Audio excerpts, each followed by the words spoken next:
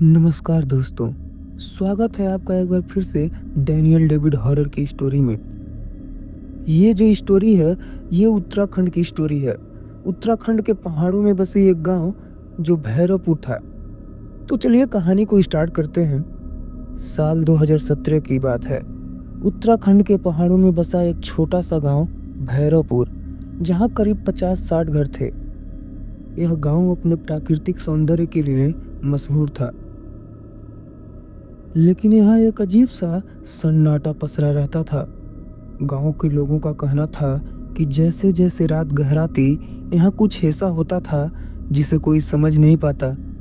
हर साल कुछ लोग रहस्यमय तरीके से गायब हो जाते थे या उनकी अजीब परिस्थितियों में मौत हो जाती थी। उसी गांव का एक लड़का जिसका नाम राजीव था। राजीव एक युवा पत्रकार था।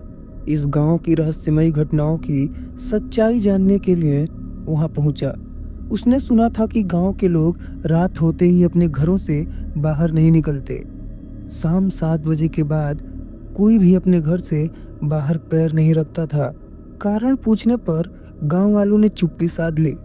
कोई कुछ नहीं बता रहा था, लेकिन गांव के कुछ बुजुर्गों ने बताया कि दशकों पहले यहाँ एक भैरव मंदिर था, जहाँ हर साल बलि दी जाती थी।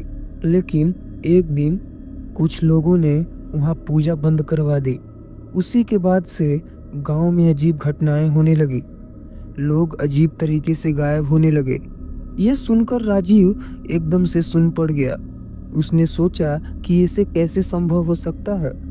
फिर राजीव के दिमाग में एक आइडिया आया। राजीव ने उस गांव के 3 सालों के रिकॉर्ड को खंगाला और पाया कि हर साल जून के महीने में 4-5 लोग या तो गायब हो जाते हैं या उनकी अजीब परिस्थितियों में मौत हो जाती है। उसने पाया कि 2015 गांव का हरिओम सुबह अपने खेत में काम करने गया था और फिर वापस नहीं आया। 3 दिन बाद उसकी लाश नदी के किनारे मिली, लेकिन उसके शरीर पर कोई चोट नहीं थी। हरिओम की मौत खौफनाक तरीके से हुई थी। इसके बारे में किसी को नहीं पता था कि आखिर ये सब कैसे हुआ था। फिर बात आती है 2016 की। 2016 में 2 किशोर लड़के जंगल में गए थे, लेकिन उनमें से सिर्फ एक ही वापस आया। दूसरा लड़का कभी मिला ही नहीं। और एक लास्ट एविडेंस था साल 2017। गांव की एक महिला सुनीता देवी अपने आंगन में थी, लेकिन अगले ही पल वह गायब हो गई। उसकी लाश अगले दिन उसी भैरव मंदिर के पास मिले। ये सब देखकर राजीव कंफ्यूज्ड हो गया था कि आखिर ये एक औरत जो किचन में काम कर रही थी, वो अचानक गायब कैसे हो गई और वो भैरव मंदिर के पास मरी हुई पाई गई थी। फिर राजीव ने अपनी आत्मशक्ति को बढ़ाया और रात को बाहर निकलने को ठानी। उसने रात 12 बजे भैरव मंदिर की ओर जाने का फैसला किया।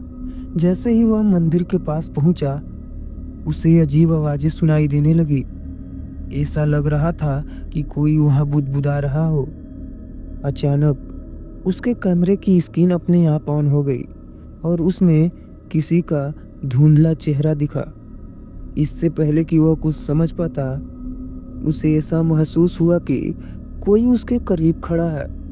ठंडी हवा का एक तेज झोंका आया और वह जमीन पर गिर पड़ा। अगले दिन गांव के सबसे बुजुर्ग व्यक्ति पंडित रामदयाल ने उसे एक पुरानी किताब दी। उसने लिखा था कि भैरव मंदिर में सैकड़ों साल पहले एक तांत्रिक ने भैरव साधना की थी, लेकिन उसे पूर्ण नहीं कर पाया था। उसकी आत्मा वहीं अटकी रह गई। गांव में जो मौत होती थी, वे इसी तांत्रिक आत्मा के कारण हो रही थी। जब से बलि बंद हुई थी, वह आत्मा बेकाबू हो गई थी और हर साल कुछ लोगों की जान ले रही थी। ये सब बातें सुनकर राजीव का दिमाग हिल गया, मानो उसके शरीर में जान ही न हो। फिर राजीव ने गांव में एक बड़ा हवन करवाने का सुझाव दिया, लेकिन गांव वाले डरे हुए थे।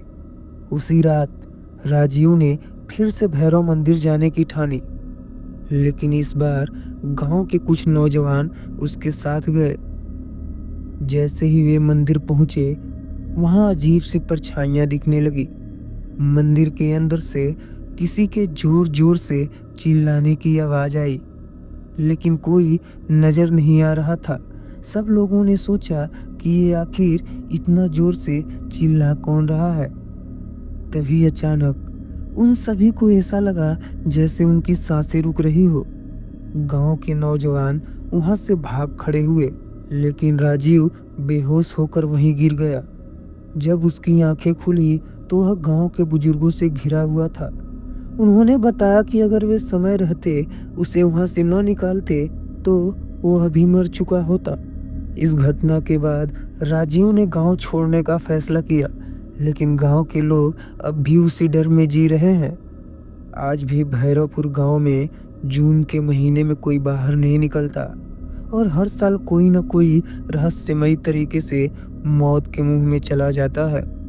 तो आप लोग कमेंट सेक्शन में बताइए कि क्या आप लोग इस गांव की सच्चाई जानने की हिम्मत रखते हैं, या इस गांव में अगर आप चले गए तो क्या आप रात को बाहर निकलेंगे।